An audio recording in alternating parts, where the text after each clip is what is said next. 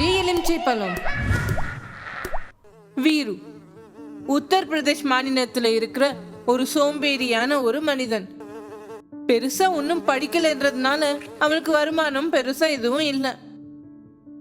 அதனால அவனுடைய வீட்டு நிலைமையும் அவ்வளோ நல்லா இருக்காது. வீரு தன் வீட்டு வாசல்ல சின்ன வயசுல தன் கூட படிச்ச நண்பன் சங்கர் கிட்ட பேசிக்கிட்டு இருந்தான். டே வீரு, காசு சம்பாதிக்கணும்னா அப்போ வீட்டை விட்டு வெளியில போய் தான் ஆகணும். நாற்காலியில உட்கார்ந்துக்கிட்டு காசை பத்தி கனவு காண்றதை நிறுத்து. டே சங்கர், யாருக்கிட்டயோ வேலை பண்றது என்ன? உனக்கு தான் தெரியுமே எனக்கு யாரோடைய ஆர்டரும் பிடிக்காதுன்னு. ஆனாலும் இந்த வாட்டி எவ்வளோ வெயில் இருக்கு, வீட்டை விட்டு வெளியில போனோம்னாலே பயமா இருக்கு. நண்பன் இருவரும் பேசிக்கிட்டே இருக்கும்போது அப்போ வீருவோட மனைவி 2 கிளாஸ் மோர் கொண்டு வருவா. உங்க நண்பன் பத்தி உங்களுக்கே நல்லா தெரியுமே. இவருக்கு சொல்லி புரிய வைக்கிறது ரொம்ப கஷ்டம்தான். இந்தாங்க, நீங்களும் மோர் குடிங்க. சங்கர் மற்றும் வீரு அந்த மோரை குடிப்பாங்க. சங்கருக்கு அந்த மோர் எவ்வளோ பிடிக்கும்னா ஒரே நொடியில ஒரு கிளாஸ் ஃபுல்லா அவனை குடிச்சிடுவான். அடடா புஷ்பா அண்ணி, இவ்வளோ நாள் நான் இந்த மாதிரியான சர்பத் குடிக்கவே இல்லை. உண்மையா சொல்லணும்னா எனக்கு இன்னொரு கிளாஸ் கிடைச்சா இன்னும் நல்லா இருக்கும். சங்கர் பேச்சை கேட்டு வீட்டுல எலுமிச்சை பழம் இல்லைன்னு புஷ்பா அவன் கிட்ட சொல்லுவான். வீரு உடனே எலுமிச்சை பழம் வாங்கிட்டு வந்துட்டு அப்போ அவன் உடனே மோர் பண்ணி கொடுத்துடுவான். சங்கருக்கு ஒரு யோசனை வந்துச்சு. புஷ்பா அங்க இருந்து போனதுமே சங்கர் வீரு கிட்ட மோர் கடையை வைக்க சொல்லி யோசனை கொடுத்தான். டே வீரு, புஷ்பா அண்ணி பண்ண சர்பத் ரொம்ப நல்லா இருக்கு. என் பேச்சு கேட்டு சர்பத் வண்டியை வை. இந்த வெயில் காலத்துல நல்லா வியாபாரம் ஆகும். உன் யோசனை நல்லா தான் இருக்கு சங்கர். சங்கர் பேச்சை கேட்டு நண்பன் இருவரும் மோர் விற்க ஆரம்பிச்சிடுவாங்க. நண்பன் இருவரும் பாஜார்ல இருந்து எலுமிச்சை பழம் வாங்க போவாங்க. மார்க்கெட் முழுவதும் தேடி தேடி பார்க்கும்போது அவங்களுக்கு எலுமிச்சை பழம் இல்லைன்னு அவங்களுக்கே புரிஞ்சு போச்சு. டே சங்கர், இங்க ரொம்ப ஆச்சரியமா இருக்கு. மார்க்கெட்ல ஒரு கடையிலயும் எலுமிச்சம்பழம் இல்லவே இல்லை. இப்போ நம்ம எப்படி வியாபாரம் பண்றது? நீ கவலைப்படாத, நம்ம இன்னொரு கிராமத்துக்கு போலாம். அங்க கண்டிப்பா எலுமிச்சம்பழம் கிடைக்கலாம். நண்பர்கள் இருவரும் எலுமிச்சை பழம் தேடுதல இன்னொரு கிராமத்துக்கு போவாங்க. அந்த காட்டுக்குள்ள இருந்து கடந்து போகும்போது அவங்களுக்கு பச்சை பசுமையான பெரிய எலுமிச்சை பழம் மரம் தெரியும். அதுல எலுமிச்சை பழம் பெருசா நல்லா ருசியானது இருந்துச்சு. வீரு பாரு, நம்ம நேரம் எவ்வளவு நல்லா இருக்கு. நம்ம எலுமிச்சம்பழத்தை வாங்க போகும்போது இவ்வளோ அழகான எலுமிச்சம்பழம் கிடைக்குது பாரு. நண்பர்கள் 2 பேரும் அந்த மரத்தை ஜோரா ஆட்டிட்டே இருந்தாங்க. அந்த மரத்துல படுத்து தூங்கிட்டு இருந்த பிசாசு கையில இருந்து 2 பழம் கீழே விழுகும். அதை பார்த்து சங்கர் அந்த மரத்தை இன்னமும் ஜோரா ஆட்ட சொல்லி சொல்லுவான். வீரு சங்கரோடைய பேச்சு கேட்டு அந்த மரத்தை ஜோரா ஆட்ட ஆரம்பிச்சான். அதன் காரணமா மரத்துல தலைகீழ தொங்கிட்டு இருந்த பிசாசு கோவத்துக்கு சில எலுமிச்சை பழத்தை அவங்கள தாக்க ஆரம்பிச்சது. அடடா, தோ பாரா வீரு, நம்ம மேல எலுமிச்சம்பழத்தோட மழையா கொட்டிக்கிட்டு இருக்கு. 2 நண்பர்களும் மேலிருந்து கீழே விழுந்த எலுமிச்சை பழங்களை பையில போட்டு வீட்டுக்கு கொண்டு போயிடுவாங்க.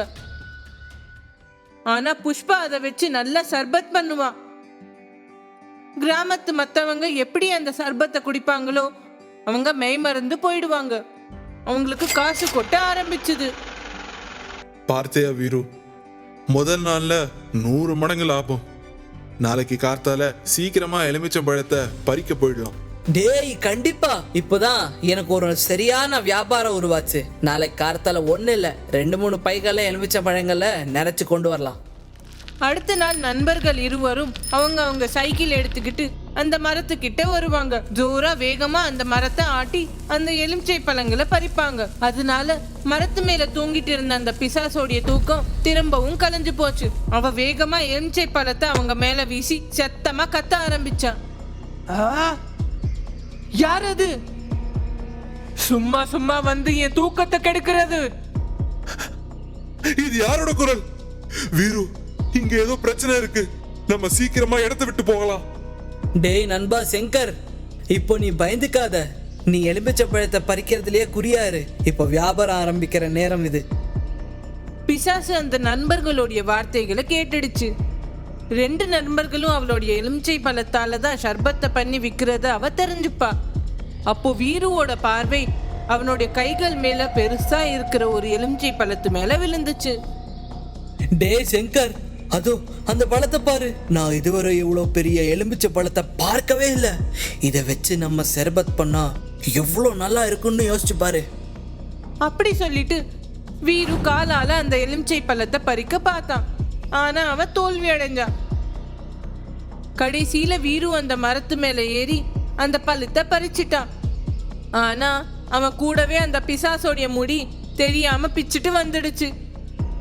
கோவப்பட்ட அந்த பிசாசி மர்மமா மறைஞ்சு வீருவோடைய சைக்கிள் பின்னாடி உக்காந்துக்கிட்டான். அவன் வீட்டுக்கு போயிடுவான். அதுக்கப்புறமா அவள் வீட்டுக்குள்ள ஒளிஞ்சுக்கிட்டு புஷ்பா ஷர்பத் பண்ணிக்கிட்டு இருக்கிறத பார்த்தான். அதை பார்த்து அவளுக்கு பெருசா கோபம் வந்துச்சு.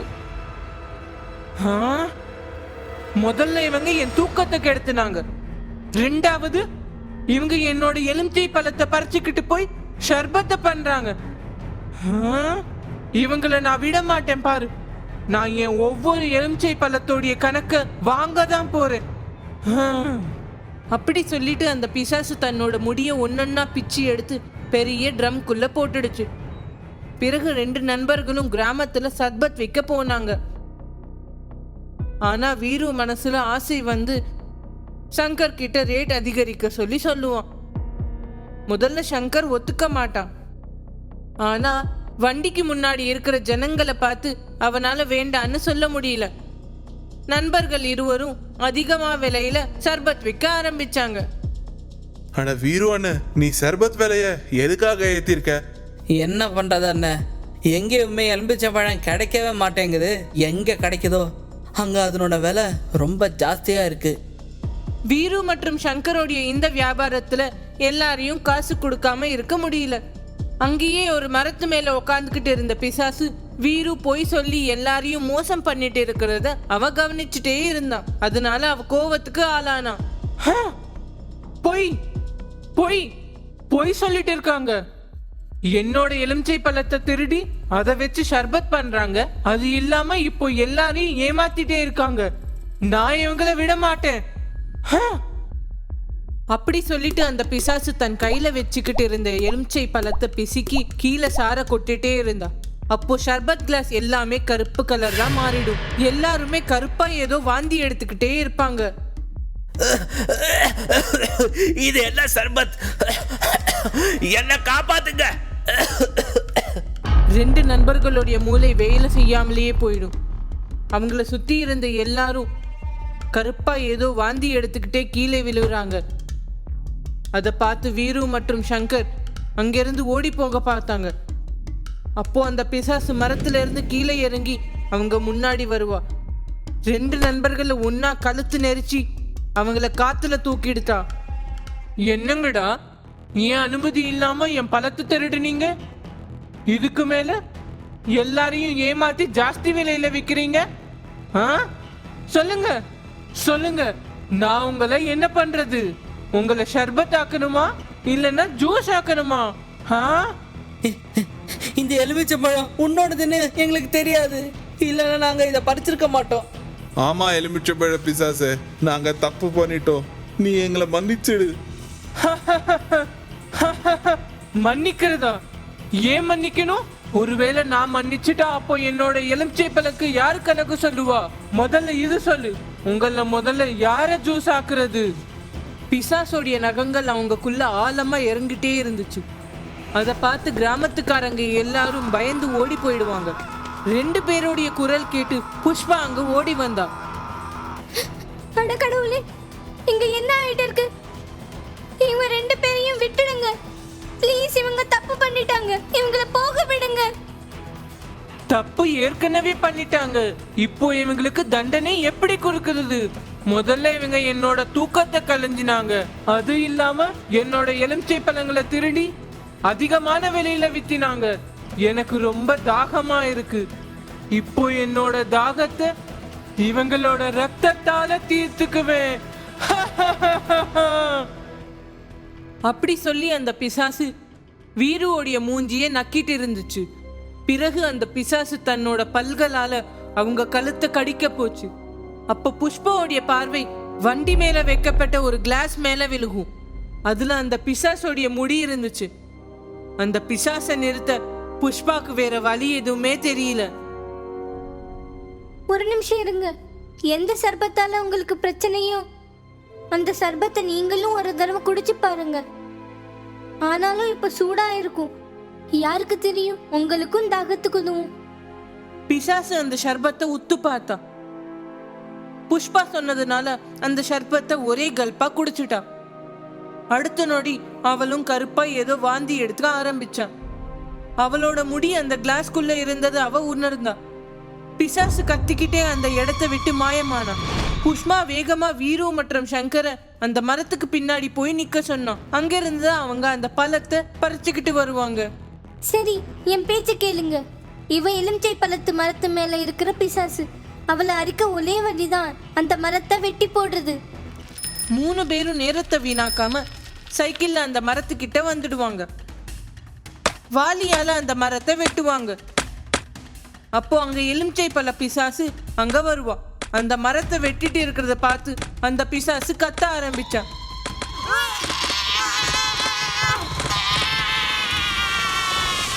அந்த மரம் விழுந்ததுமே அந்த பிசாசு அங்கிருந்து மாயமா மறைஞ்சு போனான். அடடா புஷ்பா, உனக்கு சர்பத் பண்றது மட்டும் இல்ல, பிசாசுகளை நல்லா விரட்டவும் தெரியும். ஆமா புஷ்பா அண்ணி, இன்னைக்கு நீங்க மட்டும் இல்லனா அந்த பிசாசு எங்க ரத்தத்தை குடிச்சிருப்பா. நீங்க 2 பேரும் கவலைப்படாதீங்க. சரியான நேரத்துக்கு நான் வந்துட்டேன். ஆனா நீங்க எனக்கு வாக்கு கொடுங்க. இன்னையில இருந்து உங்க வியாபாரத்தை நியாயமா பண்ணுவீங்க. கண்டிப்பா நாங்க வாக்கு கொடுக்கறோம். எங்களோட வீடியோஸ் உங்களுக்கு பிடிச்சிருந்தா உடனே லைக் பண்ணுங்க, எங்களோட சேனலை சப்ஸ்கிரைப் பண்ணுங்க. எங்களோட கார்ட்டூன் ஷோஸ முன்னாடியே பார்க்கிறதுக்கு பெல் ஐகானை பிரஸ் பண்ண மறந்துடாதீங்க.